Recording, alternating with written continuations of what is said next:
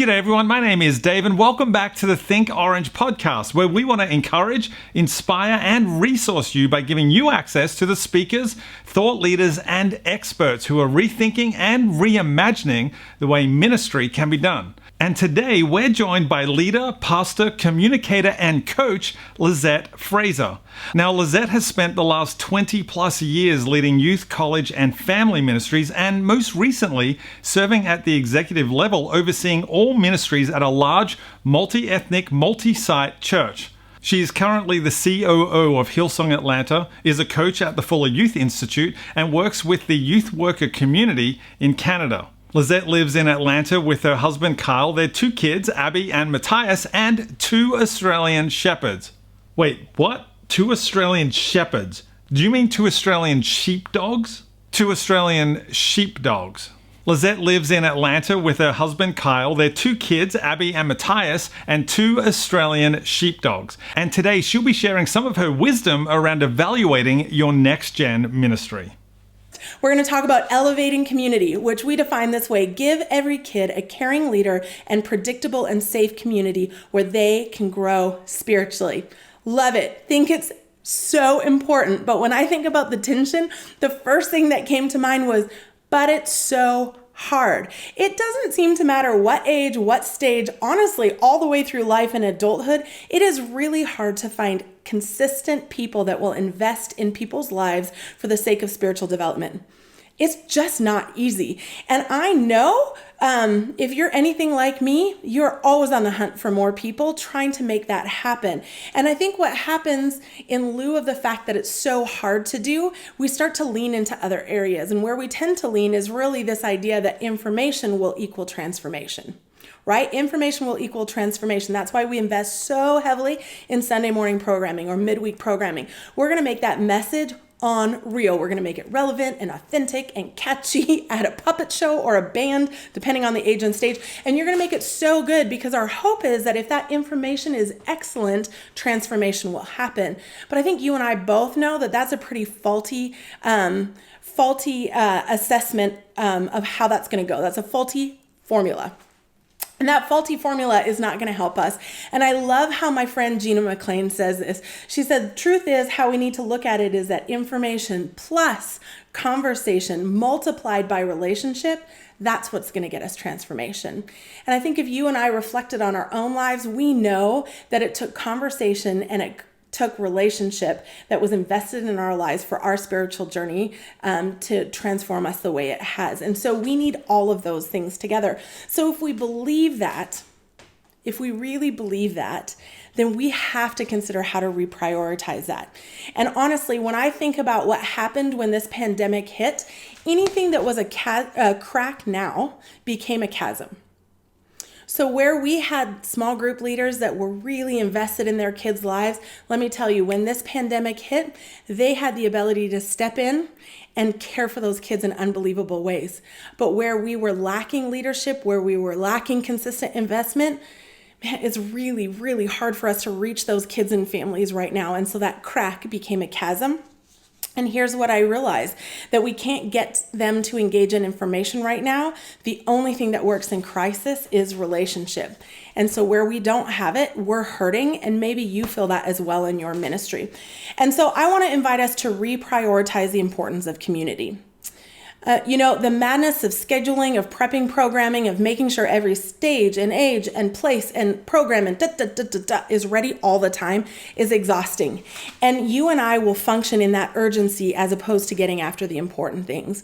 But as leaders, as next-gen leaders that are really entrusted to steward the entirety of our ministry scope, our job is to not be ruled by the tyranny of the urgent, but to take a step in and say, no, I will make sure that I chase the important and get after that. And the important is making sure that we're recruiting, we're training, we're equipping, and we're encouraging leaders that will invest in young people and be consistent leaders in their lives and create predictable and safe spaces for them for the long haul. The second one. Here we go. Engage every parent. So here's how we define that. Engage parents to have a positive influence in the spiritual development of their own kids. So what does it look like for you and I to evaluate engaging every parent.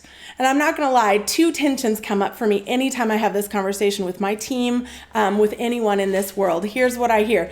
The first is, we never say it this way, but allow me to say it right now. We think we're better at it. I know that's not a very popular thing to say, and you're probably like, nah, I would never say that. Here's the thing. We're more professional, we've been trained longer, we think we're more intentional, and sometimes we actually think kids like us better than they like their parents. And somewhere in there creeps in this little bit of arrogance that says, I might be better at spiritually developing your kid than you are. And I don't think we mean to do that, but it's pretty easy for us to slip into that mode. And then I would say the second tension that comes up, and this for sure comes up the older the kids get, is we're the parents. If they're not there, how do I even connect with them? How do I engage with a parent? I don't know.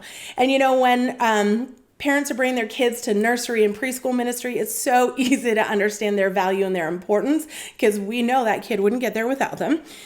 But once they hit middle school and high school, all of a sudden those kids are coming on their own. They're getting dropped off by their parents. They're being brought by friends. And, the further the parent is, the less we even consider them and the less we even think about them. But if you and I know, and you and I believe, that every parent is the primary spiritual influencer of their kid's life, would we not need to fight for this? Would we not need to make this a priority? Because the truth is that's true, and parents are always going to be there. We are really there for a season of a kid's life, but a parent is there for the entirety of a kid's life. And so their impact is going to be bigger and it's going to be more significant. And whatever age and stage we're in for that little window, that's all we are. But that parent is always there.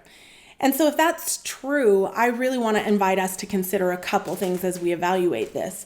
The first is, how do you view your role in a kid's spiritual development? Where do you think you're at in the journey? Do you see yourself as the driver of a kid's faith journey? Or do you see yourself as a passenger who gets to hop in the family car for a piece of the journey? Because you see, how we see ourselves is how we're going to play out our ministry. And if we see ourselves as the driver, well, we're going to treat ourselves as the most important piece of the puzzle of that. But if we believe that every child has already been on a spiritual journey before they enter our program, and at that moment we get invited into the proverbial car ride and we hop on in and we join the family, we realize at that moment that the parent is the driver and really they're the most important thing in that kid's life and the most important thing for the safety of that journey. We're all of a sudden going to invest and think differently about the driver. The second thing I would encourage us to do is take an honest look at how many parents you're engaging. I think sometimes we're not as honest as we want to be about where we're at with engaging parents. And we really do need to consider, how many parents are you talking to? When are you talking to them? Are your teams talking to them? Are they seeing the ones that have never been there before? Are they chasing them? Are they engaging them? And if they're really the most important thing in a kid's life and they're going to be there forever, what does it look like for us to really champion them, to really engage them, to really encourage them, and to really equip them for success? Third, we're going to talk about aligning leaders. Here's how we talk about that. We say align leaders to lead with the same end in mind, with a common language and a common strategy. I think there's a tension as soon as we say the word align because it's so unbelievably hard to get anyone moving the same direction. Alignment applies something that was out of whack in the first place. And whenever you put a group of people together, they're going to be out of whack. And when I think about ministry teams, specifically next gen teams, I feel like one of the things you're always fighting is the fact that somebody believes they're the redheaded stepchild. At any given moment, somebody believes that. And what's wild is it's not just your middle school pastor, although that is often assumed. And the tension underneath the tension is the fact that at any given moment, every single one of them believes they're either the favorite child or the redheaded stepchild, and they swap roles all the time. And that makes it so unbelievably hard to get everyone on the same page all the time, leading the same direction. But every leader needs to be reminded how important they are and how valuable their role is on the team. If we believe every kid matters, we believe their leaders really matter because their leaders are setting the stage for everything we do to care for parents and kids. And so we need to find ways to align our leaders. And honestly, I think there's this beauty as a next gen leader Your role provides focus, provides direction, and really provides a sense of peace, because most of us led in one age or stage before we ever led in the next gen role. And we loved it, and we had a very defined role in the midst of that. And sometimes it was hard and sometimes it was easy, but we had a specific box. But the beauty of what we get to do as a next gen leader is we get to get there and help them see the whole picture together. And then we get to say, here's your lane. I want to clear it as well as I can so you can run in a direction so that you can win and you can lead. And we get to do that for our teams in a way that is really, really beautiful. And, I will say without a shadow of a doubt, it is easier to just let everybody do their own thing. It really is. It is way easier for us to let everybody do their own thing. But the reality is, it's not better. Easier is not always better. And in this case, it really isn't. The better move is for us to get our teams aligned. And, I had a mentor once ask me what I was doing, in kinder words than that. And I remember him saying to me, and it was so profound, he just said, in a world that is constantly in change and in flux, and we feel that now more than ever, what would it look like for the church to be a place of peace, of sanctuary, and safety? He goes, the normal experience for a parent is no matter what age they show up for, the experience is so different and feels so off that the church becomes as destabilizing as the world does. But he goes, instead, we could offer families a place where we're completely aligned as a next-gen team, where we show up the same no matter the age and stage, and families trust that we're a place of consistency, of peace, and of safety, and that we champion them and send them and champion them to be the best they are wherever they are. And so I want to encourage you that it is important for us to fight for alignment. I want to ask you these questions. Have you identified a strategy and common language? And if you haven't, Orange has one. It's pretty incredible. They've done the hard work for us. And I would encourage you to take a look at it. If you have it and you use it, how often do you talk about it? And how often do you review it? I forget stuff a lot. I need a lot of reminders, and so do our teams. So how often are you reviewing it? How often are you talking through it and reminding your team? And then where's accountability? I think one of the most challenging things for us as leaders is we put out these targets and these goals, strategy and common language, but if we never hold people accountable to it, they don't believe that it matters to us. And that's the hard work of being a leader. And so I want to encourage you to consider that. The fourth thing we're going to talk about is refining the message. Craft core truths into engaging, relevant, and memorable experiences that correlate with the faith formations of each phase. The tension of refining the message is just this. Every age and stage needs something unbelievably different. And I think as a next-gen leader, that's tricky. What your preschool and your high school are doing are so different that sometimes it's hard for us to be experts at training and equipping our teams to really refine their messages and be thoughtful about them. And sometimes we don't care about what each other one is doing nearly as well as we should. And this goes back to our conversation on alignment. But let me tell you one more time, it is so unbelievably important for us as leaders to be able to align our teams and to help them refine their message. Because if we're thinking about a child's life holistically, from birth through, let's just go high school graduation, when we're thinking about that journey into adulthood, we really want them to get different blocks along the way, right? They need to crawl, and then they walk, and then they run, and then, there's so many pieces of the journey, but that's the same spiritually. And we need to refine the message in such a way that we can trust one another on our teams from preschool through high school, that we're all building on those blocks together to help a young person run a faith for a lifetime.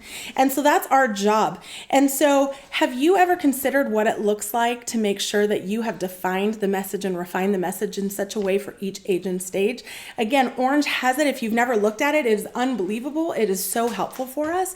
And it helps us know that whoever's before us age and stage wise or after us age and stage wise is carrying the bowl with us in order to help young people come to know and love Jesus for a lifetime. The last one we're going to look at is influencing service. Creating consistent opportunities for kids and teenagers to serve. There's such a tension in this. And here's one that came to mind very quickly. It's just the scope of our thinking on what it looks like to serve faithfully as kids and what we believe about young people. And honestly, what I see most of the time is that we're going to give a kid an opportunity somewhere, generally kids ministry, to serve. And then what happens is that a kid goes to serve in kids ministry and they don't know what they're doing, so they don't do a good job, then the middle school pastor and the kids pastor are frustrated, and everyone just goes, I don't know why we do this. This is why kids shouldn't serve. Maybe when they become adults, they can give it another whirl. And it feels like there's a pretty common cycle that I see on that.